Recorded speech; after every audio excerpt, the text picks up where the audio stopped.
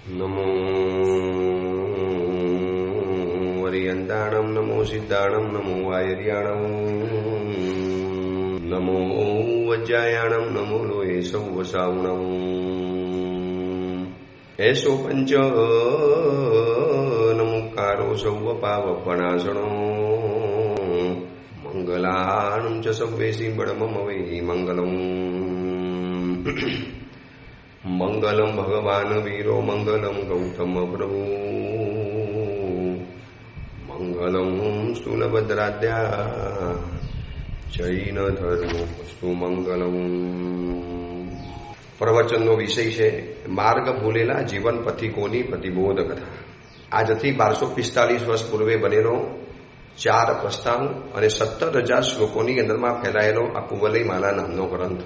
આ વિશ્વનું જેમ જેમ નિરીક્ષણ કરવાની અંદરમાં જઈએ, આ વિશ્વને જેમ જેમ વધુને વધુ આપણે એક ઝીણી નજરે જોઈએ ને તો એમ લાગે કે આ વિશ્વની અંદરમાં આ 5 દોષો જે આ કુવલયમાલા ગ્રંથની અંદરમાં જેનો વિસ્તાર છે, જેનું વર્ણન છે, જેની વાતો આપણને સમજાવવામાં આવે છે, એ 5 દોષો છવાયેલા દેખાય છે. જેમ આકાશની અંદરમાં ચોમાસામાં કેવા કારા ડિમાંગ વાદળો ચારેકોર છવાઈ જાય, ઘેરાઈ જાય, जैसे बादल चारों ओर मंडरा जाते हैं, छा जाते हैं, એવી રીતે આ 5 દોષો એક આકાશની જેમ વ્યક્તિ ઉપર સતત ઘેરાતા જાય છે. અને આ ક્રોધ વગેરે ઇત્યાદિના આવેગની અંદરમાં કેટલી અનિચ્છનીય ઘટના, કેટલી વિચિત્ર ઘટના આ સંસારની અંદરમાં સર્જાતી હોય છે. પરિવારો સુસાઇડ કરી નાખે, આખું ફેમિલી ઝેર પીને આપઘાત કરી નાખે. આ બધા ક્રોધ, માન, માયા, લોભ અને મોહના કારણે બંધારા આવા પ્રસંગો છે. એક નાનકડી ભૂલ એનો બહુ મોટો નતીજો ચૂકવવો પડતો હોય છે.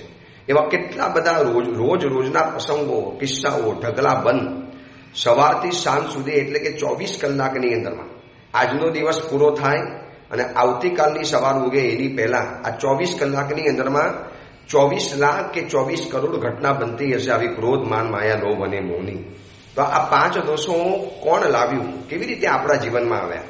આપણે જન્મ્યા હતા તો બહુ સ્વચ્છ હતા, બહુ સીધા હતા, બહુ સરસ હતા, નિર્દોષ હતા, નિષ્પાપ હતા, નિષ્કલંક હતા. તો પછી કેવી રીતે આ જીવનમાં દોષો આવ્યા? બસ દેખાદેખી કોઈ દોસ્ત મળી ગયા, કોકનું જોયું, એમાંથી શીખ્યા, કોકના ક્રોધને જોઈને એને સફળતા દેખાય એટલે આપણે માન્યું કે એક સફળતા ક્રોધ સાથે જોડાયેલી છે, પણ પાછળ પુણ્યનું બેકિંગ છે દેખાયું નહીં. બસ આવી જ રીતે દેખાદેખીની અંદરમાં ક્રોધ, માન, માયા, લોભ અને મોહ એ દોષો શીખતા ગયા. અને અનાદિકાળના સંસ્કારો તો અંદરમાં પડેલા જ હતા. અને આ દોષો બ્લોટિંગ પેપર જેવા છે, બસ એને ખાલી એક નાનકડી સ્થાન બનવું જોઈએ, પછી વિસ્તાર તો પોતાની જાતે કરી લેતા હોય છે. એક બ્લોટિંગ પેપર ઉપર પડેલું શાહીનું ટીપું એટલું બધું વિસ્તાર પામે કે એમ લાગે જાણે આખો શાહીનો ખડીયો આની ઉપર ઢોળાઈ ગયો હશે. એવી જ રીતે એક નાનકડા દોષને આપણે એન્ટ્રી આપો, પ્રવેશ આપો, એને આવકાર આપો, એને આપણે સ્વીકારી લો, અને પછી એ જે રીતે પોતાનું પગ પેસારો અને વિસ્તાર કરી લેશે ને. અંગ્રેજો આ દેશની અંદરમાં ખાલી વેપાર માટે આવ્યા હતા, કેમ આખા દેશની અંદરમાં શાસક તરીકે છવાઈ ગયા.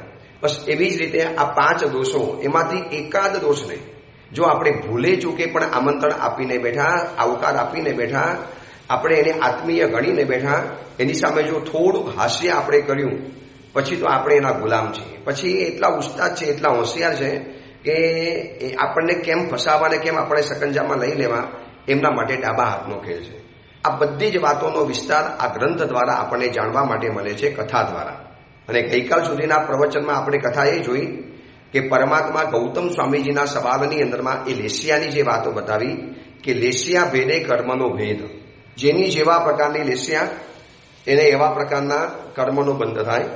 તો આખી લેશિયાની આપણે જે વાત કરી કે કૃષ્ણ નીર કાપો તેજો પદ્મ અને શુક્લ લેશિયા, એમાં માણસની મેન્ટાલિટી કેવા પ્રકારની હોય, માણસનું વર્તન કેવા પ્રકારનું હોય, બસ એની ઉપરથી નક્કી થાય છે કે આપણને કર્મનો બંધ કેવો થવાનો, કર્મનો બંધ કેવા પ્રકારનો થવાનો.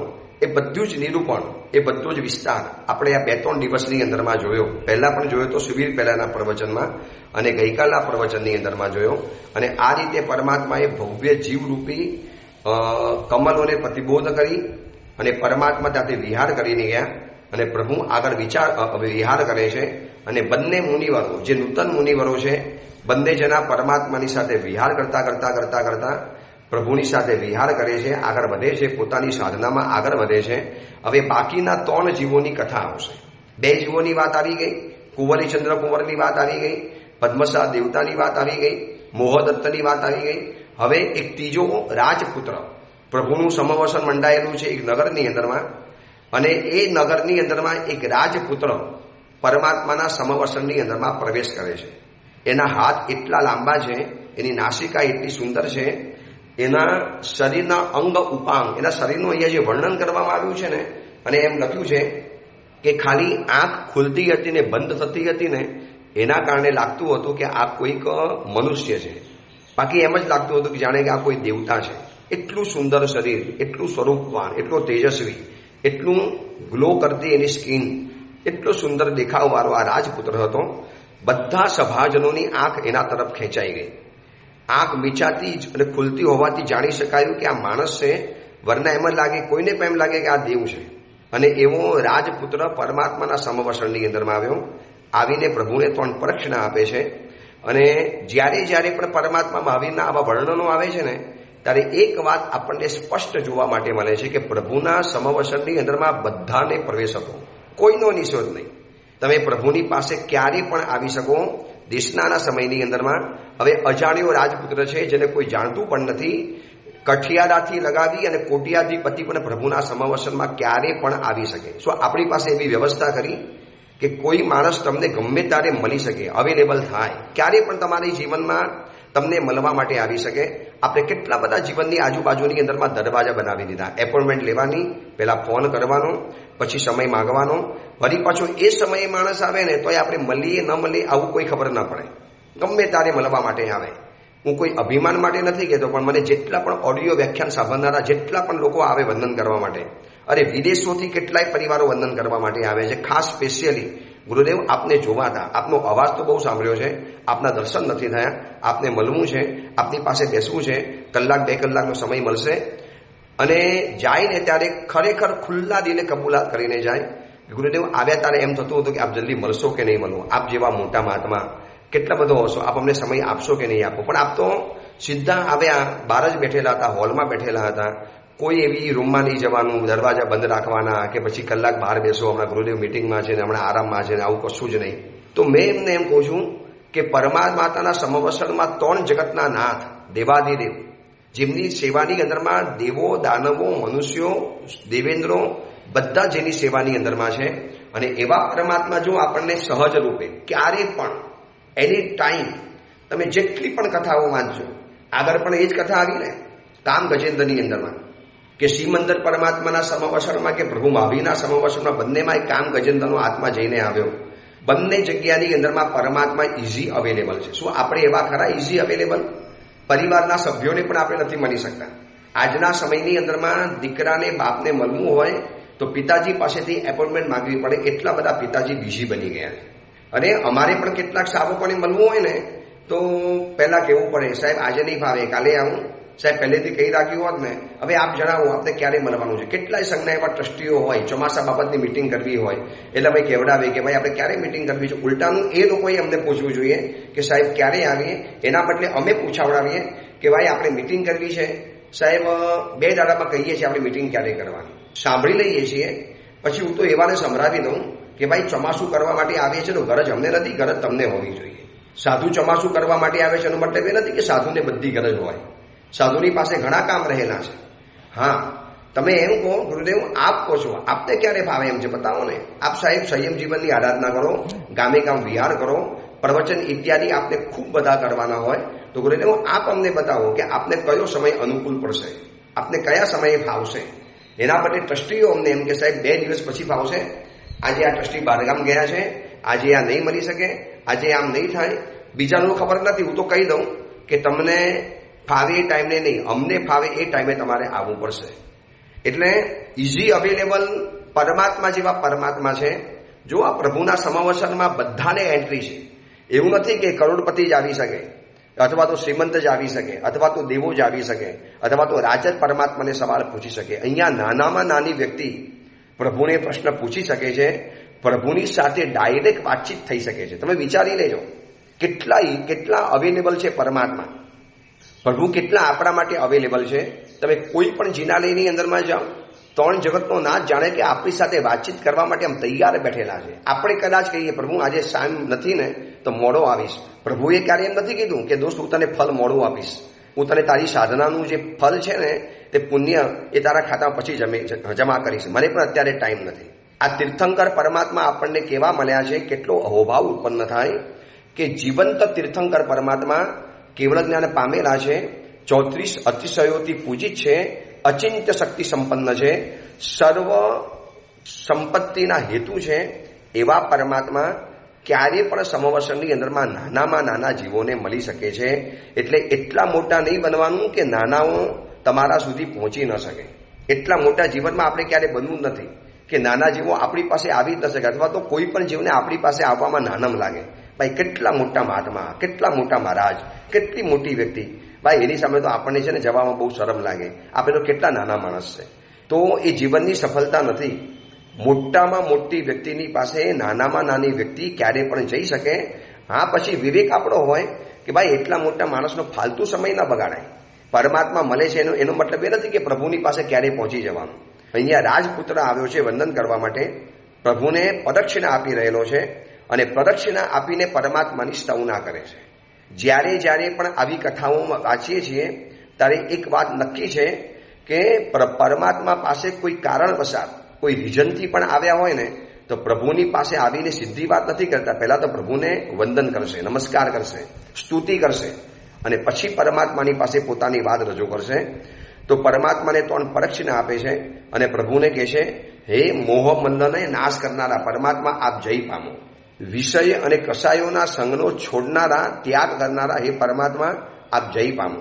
ત્રણે ભુવનની અંદરમાં આ પૂજ્યતાને પ્રાપ્ત કરેલા છો એવા પરમાત્મા આપ જય પામો. આવા પરમાત્માની જયકાર કરવાની સ્તવના કરી.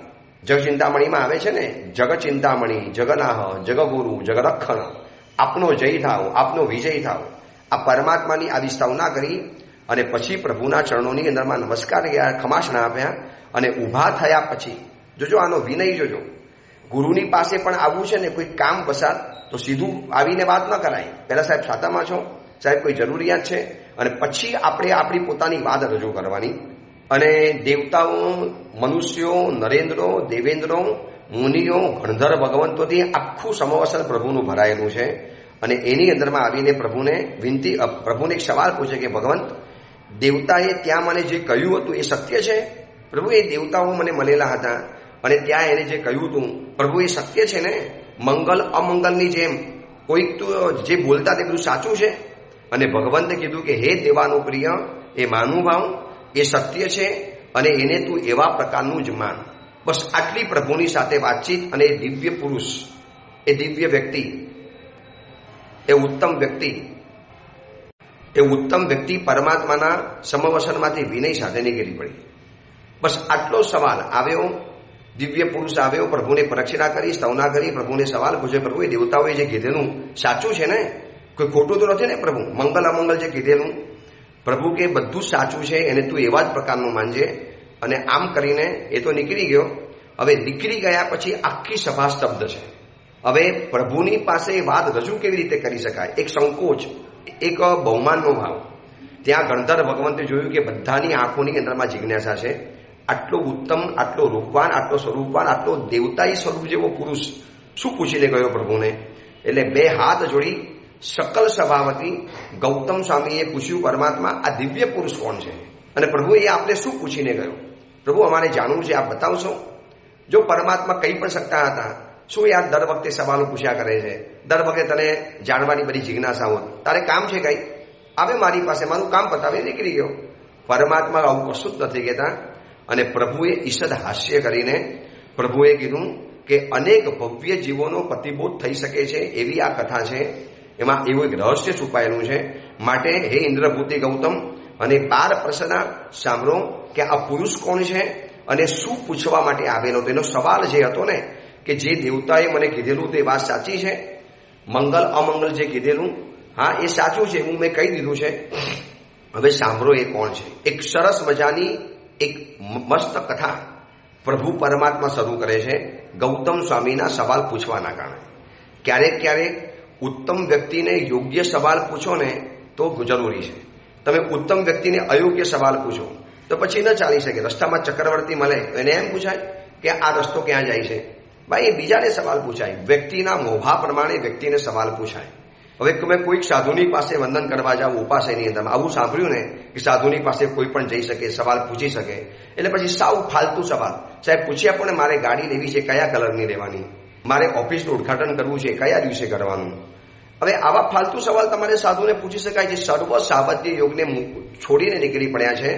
અને કદાચ કોઈક મહાત્મા શરમવશાત આવું તમને કહે ને તો આપણે કહી દેવાનું, સાહેબ આપ મારા માટે નીચે નહીં ઉતરો. સાહેબ આ બધું સાવધ્ય યોગ છે, આપ નહીં કરો. ગુરુદેવ અમારો સંસાર છે, અમે ફોડી લઈશું. આપ શું કામ અમારા સંસારના કારણે આપ વિરાધના કરો છો? હવે માનો કોઈ માણસ મને પૂછવા માટે આવે કે ગુરુદેવ આવી ગાડી નવી લેવી છે, મને મારા પ્રમાણે કયો કલર લાગે, મારી રાશિ પ્રમાણે મને કયો કલર સુટેબલ થાય? લાલ લઉં, સફેદ લઉં, બ્લેક લઉં, બ્લુ લઉં, સ્કાય બ્લુ લઉં, કયું લઉં? તો એવા સમયની અંદરમાં હું એમ કહું ને કે ગાડી તમારે આ લેવાની, તારા રાશિ પ્રમાણે આ કલર યોગ્ય છે, એટલે બધી જ વિરાધનાના પાપ મારા માથા ઉપર લાગે. જેટલા ઉંદર કચડાય, જીવો મરે, કીડીઓ મરે, સાપ કચડાય, જેટલા કાચા પાણી ઉપર જાય, વનસ્પતિ કાયની ઘોર વિરાધનાઓ થાય, એ બધાનું પાપ મને બેઠા બેઠા લાગ્યા કરે. તો ઉત્તમ વ્યક્તિને યોગ્ય સવાલ પૂછો. વ્યક્તિની પાત્રતાને જોઈ, વ્યક્તિની ઊંચાઈને જોયા પછી આપણે એવા સવાલ પૂછવાના હોય. અને ગૌતમ સ્વામી યોગ્ય વ્યક્તિ છે, પરમાત્મા ઉત્તમ છે, અને ઉત્તમ વ્યક્તિને યોગ્ય સવાલ પૂછ્યો તો કેટલી સરસ મજાની જવાબની અંદરમાં કથા જાણવા માટે મળી. પરમાત્મા કહે છે કે સાંભળો, આ આવનારો પુરુષ કોણ છે એની કથા જાણવા જેવી છે. આ જંબુદ્વીપની અંદરમાં ભરત ક્ષેત્રના મધ્ય ખંડની અંદરમાં ઋષભપુર નામનું નગર છે. ઋષભપુર એ નગરમાં એટલી બધી વ્યક્તિઓ રહે છે કે નગરમાં એટલો બધો કોલાહલ થાય છે કે કોલાહલનો પણ પડઘા પડે છે. એટલા બધા એ નગરની અંદરમાં કોલાહલ છે. અને એ નગરની અંદરમાં શૂરવીર, ધીર, સંગ્રામોમાં શત્રુઓને કચડી નાખનારો એવો ચંદ્રગુપ્ત નામનો રાજા છે. અને એ રાજાને વજ્રગુપ્ત નામે પુત્ર છે. પુત્ર પણ એના કરતા સવાયો, સાહસિક, પરાક્રમી, ધીર, વીર, ગંભીર, રૂપવાન. એને ચંદ્રગુપ્ત રાજા, ઋષભપુર નામનું નગર, ચંદ્રગુપ્ત રાજા, એનો વજ્રગુપ્ત નામે પુત્ર છે. અને એક દિવસ ચંદ્રગુપ્ત રાજા રોજની જેમ પોતાનો રાજસભા ભરીને બેઠેલા છે. રોજની જેમ જૂના કાળમાં રાજાઓ રાજસભા ભરે, નગરના બધા માણસો આવી શકે, સુખદુઃખની વાતો કરી શકે, નગરનો વિકાસ કેવી રીતે કરવાનો, રાજ્યનો વિકાસ કેવી રીતે કરવાનો, પ્રજાના સુખ ચેનની અંદરમાં કેવી રીતે વધારો થાય, આ બધીની ચર્ચાઓ. જેમ આજે લોકસભામાં, સંસદમાં સત્ર ભરાય છે ને, શિયાળુ સત્ર, ઉનાળુ સત્ર, ચોમાસાના સત્ર, અથવા તો વિશેષ સત્ર ક્યારે બોલાવાના હોય, તો એવી રીતે જૂના કાળની અંદરમાં પણ આવી રીતે રાજા દરબાર ભરીને બેસે, સુખ દુઃખની વાતો થાય, કોઈ પોતે આવીને પોતાની ફરિયાદ પણ રજૂ કરી શકે, બે રોકટોક. એવી રીતે ચંદ્રગુપ્ત રાજા બેઠો છે સભાની અંદરમાં, અને એમાં એક સેવક, પ્રતિહારી. જૂના કાળમાં રાજાની પાસે આ સિસ્ટમ હતી કે બહાર રાજમહેલના દરવાજા ઉપર કોઈ પણ આવીને ઊભા હોય એટલે સીધું ના મળે. રાજાને જઈને પૂછાવે, સાહેબ આવું કોઈક આવ્યું છે, મોકલું અંદરમાં? પછી રાજા કે હા મોકલો, બહુમાન સાથે લઈ આવો. એટલે પ્રતિહારી એને બહુમાન સાથે લઈ આવે. એવી રીતે સભામાં બેઠા છે. અને ચંદ્રગુપ્ત રાજાનો પ્રાતિહારી, એનો સેવક, એનો આજની ભાષામાં જેને વોચમેન કહેવાય, ડોર કીપર કહેવાય, એ વ્યક્તિ આવીને વિનંતી કરી કે સાહેબ, નગરની અંદરમાં આપના દર્શનની આશા લઈ અને નગરના આગેવાનો બહાર ઊભા છે. મહાજન આખું આવીને ઊભું છે, સાહેબ શું કરું? રાજા કે મહાજન આવ્યું છે, પૂછવાનું હોય, મહાજનને સ્વાગત સાથે અહીંયા લઈ આવો. જૂના સમયની અંદરમાં આવું મહાજન હતું. મહાજનની અંદરમાં જૈન શ્રેષ્ઠીઓ હોય જે નગરનું પ્રતિનિધિત્વ કરતા હોય. નગરની બધી તકલીફો રાજાની પાસે આ મહાજન દ્વારા પહોંચે. નગરની અંદરમાં કોઈ અન્યાય થતો હોય, નગરની અંદરમાં કોઈક અયોગ્ય પ્રવૃત્તિ ચાલતી હોય, નગરની અંદરમાં કશું જ કંઈક કરવા જેવું લાગતું હોય અથવા તો કંઈક બદલવા જેવું લાગતું હોય, તો નગરજનો મહાજનને કહે અને મહાજન ડાયરેક્ટ સીધું રાજાની પાસે જાય. આખા નગરના મહાજનને ઉભેલું જોયું. રાજા પણ આશ્ચર્ય પામી ગયો. અને રાજાએ નગરના આગેવાનોને કીધું, પધારો પધારો. કેમ આજે આવવાનું કારણ, આગમનનું કારણ? જોજો, આ પરસ્પર ઉત્તમ વ્યક્તિઓના સંવાદ કેવા હોય છે એમ. અને મહાજન કહે છે કે હે દેવ, ઈષ્ટના દર્શનની જેમ આપ પણ અમારા માટે દર્શનીય છો. આપ અમારા નગરના રાજા છો. જેમ પ્રભુના દર્શન કરવાના હોય એમ રાજાને પણ દર્શન કરવાના હોય. પરંતુ હજી અમારે એવા પુણ્ય નથી કે અમે રોજ આપની પાસે આવીએ. છતાંય ખાસ પ્રયોજનથી અમે આપની પાસે આજે આવ્યા છીએ. એક વિશિષ્ટ પ્રયોજન માટે આવ્યા છીએ. બોલો બોલો, પ્રકાશો. એટલે રાજાની સામે પહેલા બધી ભેટ ધરી. જોજો, રાજા, દેવ અને ગુરુ પરમાત્મા આ બધાની પાસે ક્યારે ખાલી હાથે નહીં જવાનું, કંઈક લઈને જાઓ. આજે દેરાસરની અંદરમાં જઈએ છીએ ને, મોટા ભાગના સાવક સાવિકાઓ પૂજા કરવા જાય ટોટલી ખાલી હાથ. હવે તો રૂમાલ પણ નથી લઈ જતા, રૂમાલ પણ ત્યાં રાખવામાં આવ્યા છે. બહેનોના માથે ચુંદડી હોય એ પણ ત્યાં મૂકી દેવામાં આવી છે, ઓઢળી જે દુપટ્ટો માથામાં ઓઢતા હોય છે. હવે દેરાસરનું કેસર, દેરાસરની વાડકી, દેરાસરના ચોખા, દેરાસરના ફૂલ, દેરાસરની થાળી, પરમાત્મા દેરાસરના, અને બસ પરમાત્માને ભજીને આવ્યા છે એવું લાગે. ખાલી હાથે જાય છે, એ ખાલી હાથે પાછો આવે છે. અરે કંઈક તો લઈને જાઓ પ્રભુની પાસે. એક નાનકડી બદામ, અરે 10 પૈસા, 10 રૂપિયા, એક નાનકડું ધૂપનું પેકેટ. પ્રભુની પાસે ખાલી હાથે ક્યારેય પણ નહીં જવાનું, આટલું નક્કી કરો. દિલ ભરીને જઈએ છીએ તો હાથ પણ ભરીને જવાનું. પછી જો એનું ચમત્કારિક પરિણામ કેવું જોવા માટે મળે છે. ખાલી એટલું નક્કી કરો, રોજનું 100 ગ્રામ ઘી ઘરેથી લઈ જવું છે. ભલે વધારે નહીં, આર્થિક તાકાત નથી, એટલા સંપન્ન નથી, તો 100 ગ્રામ ઘી, એક નાનકડો ધૂપની સરી, આખો ધૂપ નથી લઈ જતા તો એક ધૂપનું પેકેટ ઘરમાં લઈ આવો, અને એક રોજ ધૂપની એક સ્ટીક, એક નાનકડી લાકડી, એ પણ મંદિરમાં જઈને ભગવાન પાસે મૂકવી. પ્રભુની પાસે જે ખાલી હાથે નથી જતો, તો પ્રભુ પણ એને ખાલી હાથે ક્યારેય મોકલતા નથી. પરમાત્માનો પ્રભાવ, પ્રભુના અધિષ્ઠાયક દેવતાઓ, પ્રભુની ઉર્જા એના હાથને ભરી દેશે, જીવનને ભરી દેશે, જીવનને મગમગાયમાન બનાવી દેશે. રાજાની પાસે ભેટનું મૂક્યું અને રાજાએ પૂછ્યું, બોલો મહાનુભાવ, બોલો મહાજન, કેમ વધાર્યા છો? આપ પણ મારા માટે સન્માનનીય છો, બોલો પ્રકાશો, શું તકલીફ છે? એટલે એ લોકો કહે છે કે રાજન, આપ તો દુર્બલોના દેવ છો. અમારા જેવા નગરોની અંદરમાં બધી સુરક્ષા આપના હાથની અંદરમાં છે. આપ તપાસ કરાવડાવો. આપણા ઋષભપુર નગરની અંદરમાં એક પણ ઘર એવું નથી કે જેના ઘરમાં ચોરી ન થઈ હોય. રાજન, દરેક ઘરની અંદરમાં ચોરીનો હાહાકાર મચ્યો છે. ખબર નહીં કયા પ્રકારનો ચોર છે. આપ તપાસ કરાવડાવો ને આપના પુરુષો દ્વારા. અતિશય ઉપદ્રવ વધ્યો છે, એક પણ ઘર બાકી નથી. રાજન, હજી આગળ કહું, જેટલી સુંદર વસ્તુઓ છે, જેટલી સુંદર વ્યક્તિઓ છે, કાંઈ પણ નવું સુંદર ઘરની અંદરમાં લાવે એટલે બીજા દિવસે ચોરાઈ જાય છે. સાહેબ, અમે આપને તો કહેવા માટે ન આવે, આપને તકલીફ આપવા માટે ન આવે, પણ જ્યારે હવે હદની બહાર ગયું છે તો સાહેબ આપની પાસે આ રજૂઆત કરીએ છીએ. રાજા પણ એવું નથી કહી શકતા, ભાઈ એમાં હું શું કરી શકું, કરી લઈશું. જો નેતા છે ને, નેતા હંમેશા નિર્ણાયક હોવો જોઈએ. એની પાસે રજૂઆત કરો, એ રજૂઆતનું ફલ મળવું જ જોઈએ. આજની નેતાગીરી કેવી છે? સાવ નબળી છે. પછી નેતા કહેશે આ ઠીક છે, પછી પાછા સેક્રેટરીને કહેશે, પાછા ભૂલી જશે, પાછા 4 વખત ફોન કરાવવો પડે. તમે એક વખત નેતા એવો હોવો જોઈએ, થઈ જશે એટલે કામ થઈ જશે. જૂના કાળની રાજાશાહીની આ એક વિશિષ્ટ પરંપરા હતી. હવે આજે નેતાગીરી બાબુશાહીમાં કેવું છે? તમારે 4 ધક્કા ખાવાના. બોલો કે પેલાની પાસે જાઓ, બાય બાય ચારણીની જેમ, ઉનકે પાસ જાઓ, वो बोलते उनके पास जाओ, वो बोलते उनके पास जाओ. ધક્કા ખાઈ ખાઈને માણસ થાકી જાય, પણ જવાબ તમને સરખો ન મળે. કામ તો થવા જ ના હોય, જવાબ પણ સરખો ન મળે.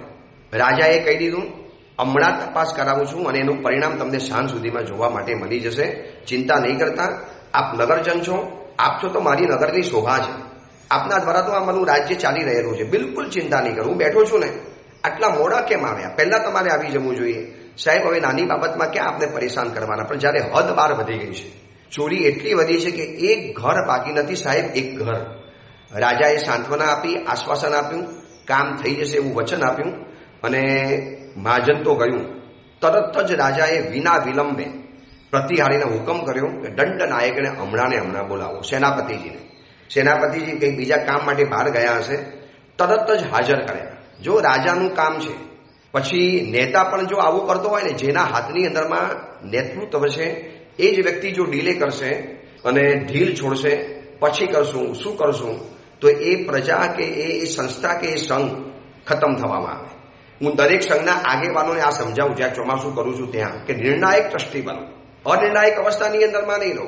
અરે ઉપાસેનો દરવાજો તૂટી ગયો હોય અને એને રિપેર કરવાનો હોય અને અમે બતાવીએ ને, બસ સાહેબ કરાવી દઈશું. હું તમને કહું, મેં મારી જીવનમાં અનુભવ કર્યા છે. 1 વર્ષ પહેલા એ ઉપાસેમાં ગયા હોય, બારીના કાચ તૂટી ગયા હોય, બારણા તૂટી ગયા હોય, પાટનો પાયો તૂટી ગયો હોય, આવી 4-5 વસ્તુઓ સંઘના પ્રમુખને, ટ્રસ્ટીઓને ભેગા કરીને બતાવી પ્રવચન પછી, ભાઈ જો આ ઉપાસેમાં આટલું છે, ફેરફાર કરાવી દો ને આટલું. અને હું એમ કહું, ભાઈ પૈસા ખૂટતા હોય તો મને કહો, હું તમને મોકલી આપીશ, આટલું રિપેર સાહેબ થઈ જશે. અને તમને કહું, વર્ષ પછી જ્યારે પાછો ગયો છું ને, એઝ ઇટ ઇઝ, કોઈ ફરક નહીં. પછી હું એને બોલાવું, હા સાહેબ કીધું તું ને રહી ગયું ને આમ રહી ગયું તેમ રહી ગયું. ઘણી વખત તો એમ થાય છે કે આવા માણસોને ટ્રસ્ટી બનાવાય જેની પાસે કોઈ નેતૃત્વ નથી, નિર્ણાયક શક્તિ નથી, કામ કરવાની શક્તિ નથી અને પ્રગતિશીલ જોઈએ. નરેન્દ્ર મોદીએ શબ્દ બહુ મજાનો સારો આપ્યો તો, ગતિશીલ ગુજરાત. નેતૃત્વ ગતિશીલ જોઈએ, કીધું એટલે એમાં ફેરફાર થવો જ જોઈએ, ન થાય તો ન ચાલી શકે. નેતા આવા હોય ને, જો આવા ટ્રસ્ટીઓ જો સંઘમાં બની જાય ને, હું તમને કહું જૈન સંઘમાં ચોથો વારો તમે ચૂટકીની અંદરમાં આવી, ચૂટકીની અંદરમાં. પણ મોટા ભાગના ટ્રસ્ટીઓ આરસુના પીઠ બનીને બેઠેલા હોય, સત્તાના સુખ માણતા હોય. એમાં સાધુ ભગવાન ફેરફાર કરવાનું કે કેટલાક રિવાજોમાં, અને બારીમાંથી લાઇટ આવતું હોય, ઉપાસેના કમ્પાઉન્ડની જ લાઇટ હોય, અને અમે કહીએ ખાલી આનું ખાલી મોઢું પટી નાખો ને તો લાઇટ ઉપાસેમાં ઉજયમાં ના આવે, પતિકોણમાં તકલીફ ના પડે. હા થશે, કરતા કરતા કરતા એવા 4 વર્ષ નીકળી જાય. મેં એવા કિસ્સા જોયા છે કે 5 વર્ષે ગયો હોઉં ને તો પણ એઝ ઇટ ઇઝ એવું ને એવું પડેલું હોય. પાછા કે હા સાહેબ આપના જેવા કેટલાય મહાત્મા અમને કહીને ગયા, સાહેબ રહી જાય છે, મેં આને કીધેલું ને આને કીધેલું ને આને કીધેલું. 5 વર્ષમાં તમે ફેરફાર નથી કરી શકતા. દુનિયામાં કેટલા બધા ફેરફારો થઈ ગયા, કેટલા બધા થઈ ગયા. આજે નરેન્દ્ર મોદી સાહેબનું નેતૃત્વ કેટલું અદ્ભુત છે. આપણે કોઈ પક્ષના છે માટે વાત નથી કરતા, પણ પાકિસ્તાનને સબક શીખવાડી દીધો સિંદૂર, ઓપરેશન સિંદૂર કરીને. કેટલું ગતિશીલ નિર્ણય. નેતૃત્વ આવું હોવું જોઈએ જેનાથી લોકો ડરે કે ભાઈ તરત જ આપણને કંઈક નિર્ણય આવશે. સરકારો તો પહેલા પણ હતી, કેમ બધા નિંભર હતા, બધા સૂતા હતા, કોઈ નિર્ણાયક ન થાય. આ કેટલા ઝડપી નિર્ણય થઈ ગયા. ઝડપે સલાક તમાચો મારીને આવ્યા, એના ઘરમાં ઘૂસીને મારીને આવ્યા, અને એવા સીધા દોર થઈ ગયા ને કે કદાચ ફરી વખત આવું છમકલું કરતા હવે 1,00,000 વખત વિચાર કરશે, 1,00,000 વખત. એટલી તમતમતી તમાચ મારી દીધી છે ને, એવી ભયંકર લપડાટ મોઢા ઉપર મારી છે, દુનિયા દેખતી રહી ગઈ. આર્થિક સ્ટ્રાઇક, એર સ્ટ્રાઇક, બધી સર્જિકલ સ્ટ્રાઇક બધું જ કરી દીધું. આ ઓપરેશન સિંદૂર નામ પણ કેટલું એનું બરોબર સાયન્ટિફિક નામ આપી દીધું છે કે તમે અમારી બેન દીકરીઓના સિંદૂર ભૂસ્યા તો આ ઓપરેશન સિંદૂર છે. એટલે વાત એ છે કે નેતૃત્વ હંમેશા નિર્ણાયક હોવું જોઈએ. જેના હાથની અંદરમાં સત્તા છે ને, પછી એ એમ કે રહી ગયું ને પછી કરશું ને રહી ગયું ને. અમે એવા કેટલાય ઉપાસોમાં જઈએ ને, ફેરફાર સૂચવે કે ભાઈ આ ઉપાસેમાં હવા માટે આટલું ફેરફાર કરવા જેવો છે. અને મને એ ખબર નથી પડતી કે તમારા ઘરની અંદરમાં તમે રહો છો તો એની ડિઝાઇન તમે નક્કી કરો છો, તો મારા ઉપાસની ડિઝાઇન તમે નક્કી કરો કે મારે નક્કી કરવાની? હું મતલબ કોઈ સાધુ ભગવાન નક્કી કરે કે સાવકો નક્કી કરે? મોટા ભાગનો ઉપાશ્રય અમારો હોય, રહેવાનું અમારે હોય, અને એમાં બધા જ નીતિ નિયમ કે બધા જ ડિઝાઇન નક્કી એ કરે. હવે એટલી ખબર નથી હોતી કે મોટા ભાગના ઉપાશ્રયોમાં દક્ષિણ અને પશ્ચિમ દિશાને ક્યારે છંછેડાય નહીં. દક્ષિણ પશ્ચિમમાંથી જે હવા આવે ને, તમે ઘરમાં એસી કે પંખા મૂકો ને એના કરતાં વધારે હવા આવે. સુરતના એવા કેટલાક ઉપાશ્રયો જોયા છે, મુંબઈના પણ એવા કેટલાક ઉપાશ્રયો જોયા છે. બેઠા ભાઈ સાધુને શીતલતા, એક શાંતનો અનુભવ થાય. ભરભરતી ગરમીમાં પણ શીતલતાની સાતાદાયક અનુભવ થાય. અને એવા ઉપાશ્રય જોયા છે કે સારામાં સારા ઉપાશ્રય પોતાની મનમાની રીતે બગાડી નાખે છે. દક્ષિણ અને પશ્ચિમ દિશા એવી છંછેડી નાખી, ત્યાં લિફ્ટ બનાવી નાખે, ત્યાં દિવાલ ચડી નાખે. પછી અમે કહીએ આવું કેમ કર્યું? તો સાહેબ અમારે ત્યાં છે ને બાથરૂમ સંડાસ બનાવવા હતા, અમારી લિફ્ટ મૂકવી હતી. બાબા આ ઉપાશ્રય તમારા બાથરૂમ સંડાસ માટે બનાવ્યો છે? આ તમારા લિફ્ટ માટે અમારો ઉપાશ્રય બનાવ્યો છે? તમારે ઉપાશ્રયમાં ખાલી કલાક પૂરતું આવવાનું, 24 કલાક અમારે બેસવાના. તો ડિઝાઇન અમને તો બનાવવા દો, અમને મતલબ અમને પૂછીને તો કરો. તમારા ઘરની ડિઝાઇન જો તમે બનાવો છો તો અમારા ઉપાશ્રયની ડિઝાઇન અમને પૂછીને તો કરો કે અમને સાધુ જીવનમાં શું યોગ્ય લાગશે. સ્વાધ્યાય માટે અમારે પવન અને હવા, આ 2 ચીજ અમે માંગીએ છીએ, વધારે નથી માંગતા. સ્વાધ્યાય કરવાનો આખો દિવસ, અને એમાં સતત ને સતત વાંચન લેખન ચાલુ હોય, તો એવા સમયની અંદરમાં હોય. પણ આ વાત એમાંથી નીકળી કે નેતૃત્વ કેવું હોય. રાજાની પાસે મહાજન ગયું છે, થાલા વચન નહીં, હો જાયેગા, કર લેંગે, દેખતે હે ક્યાં હોતા હૈ. પછી એવું પણ કહી શકે ભાઈ શું ખાલી ચોરી થઈ તો એમાં કહેવા માટે આવી જાઉં છું? મને શું કહેવા માટે આવ્યા? સેનાપતિને જઈને કહી દો ને, આવી બધી મેટર મારી પાસે નહીં આવવાનું, મોટી મેટર મારી પાસે લાવવાનું. આવું રાજાએ નથી કીધું. બરોબર આશ્વાસન આપ્યું, કોઈ ચિંતા નહીં કરના, હું તમારી સાથે છું, બધું સરસ થઈ જશે, કોઈ ચિંતા નહીં કરો. અને તરત જ રાજાએ દંડનાયકને બોલાવ્યા, સેનાપતિને, કે ભાઈ ગામમાં ચોરી થાય છે. સાહેબ થાય છે. શું કરો છો? સાહેબ આ ઉપદ્રવ બહુ ભયંકર છે, છેલ્લા કેટલાય દિવસોથી મારી પૂરી સેના સાથે હું લાગેલો છું. સાહેબ ખોટી વાત નહીં કરું, પણ સાહેબ આ ચોર એટલો ચતુર છે કે ચોરી થયેલી દેખાય છે પણ ચોર ચોરનારો નથી દેખાતો. સાહેબ એના પગલે પગલે મેં માપ્યું છે, પગલે પગલે એક ઇંચે એ જગ્યામાં મેં સૈનિકો ઉભા રાખ્યા છે. સાહેબ નગરની અંદરમાં ચોરી થાય, જવાબદારી મારી છે, હું પણ જાગૃત છું, હું પણ મારી ફરજ અને ડ્યુટી બજાવવામાં સજાગ છું, પણ સાહેબ શું કરીએ? એટલે હું કંઈ સૂતો નથી સાહેબ, રાતોની રાત જાગ્યો છું. અને રાજાએ લાગ્યું કે સેનાપતિની વાત સાચી છે, એટલે બધી વાતો સાંભળી. રાજા કે ફરક તો પડવો જ જોઈએ, મારા નગરમાં આવી ચોર કોઈ ઉપદ્રવ કરે અને છેક મને હવે ખબર પડે. સાહેબ હવે આપને શું જણાવું, કામ તો મારે જ કરવાનું હતું.